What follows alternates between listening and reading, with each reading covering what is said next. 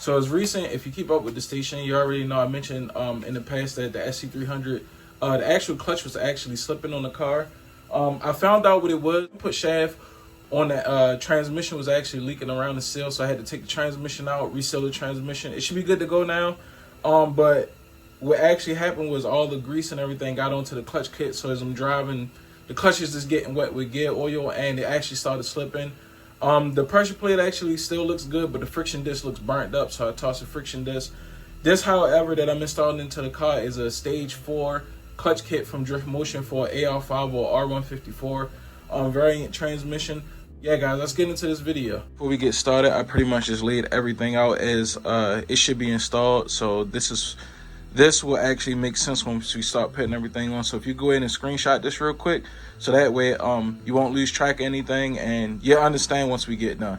Before you get started on it, this is the actual part of the assembly. I just got it C-clamped down in there. It's not super duper tight because I don't want to damage anything, but you want to make sure this is actually as clean as possible. When you get yours brand new, yours should be 10 times cleaner than mine. You want to put the wave washer on first in this orientation. You see the contour of it. So you want to set that like this. You want to take it and sit that on there. You see how it's almost propped up some, and you understand when I put the nylon washer on. So it actually kind of like pushes it back up. All right, drop it back down in your vise if you have a vise. Go ahead and install your bearing. All right, then this is the actual lock washer. This is the part where you need 2 people. 2 people actually comes in handy when you're doing this, but if you're by yourself, just grab 2 screwdrivers. And you want to go ahead and try to feed this thing on without bending it outrageously, because you don't want to damage this. So what you do, you just take it, put 1 screwdriver down on one half. What I'm doing is just pushing it down, sliding it at the same time without really coming off of the lock washer. And this is just like any other lock washer, man. Once it goes, if it pops loose and it goes, it'll probably fly across the room on you.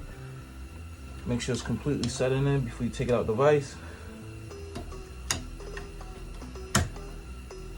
Bam.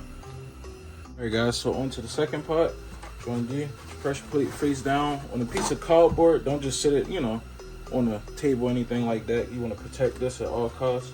Want to go ahead, some type of bearing grease on here. I usually just use Molly. You want to put it around here on the edge of this, the contact surface. It doesn't have to be a ton, just enough, So, I'm actually going to use my old release bearing and wrap it up in some paper towels. Shut it down. Just wrap it up a little better because this is a little dirty. All right.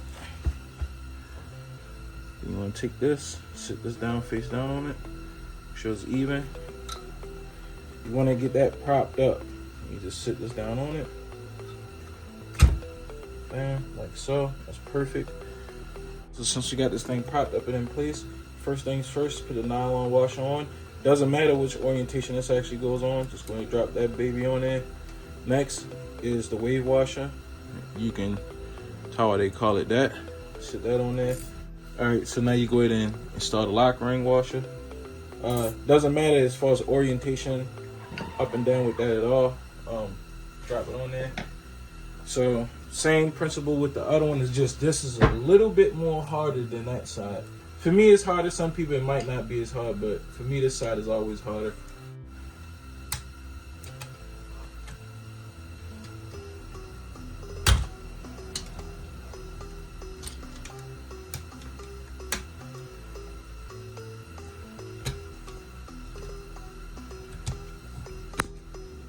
That's it. It's on. Bam. Give it a couple spins here and there. Make sure make sure none of the clamps, anything pop out or is binding up or anything. And from there, you should be good to go. I usually put a little bit of Molly in the inside of this and around the contact surface that it actually touched the clutch fork. But since I'm not putting it inside the transmission till like tomorrow or the day after, I'm not even going to do that until I get it to the car. So that's how I actually installed the clutch release bearing. Hopefully this actually helps someone out. I'm gonna go ahead and let you guys go, and I'll catch up with you guys on the next video. Peace out.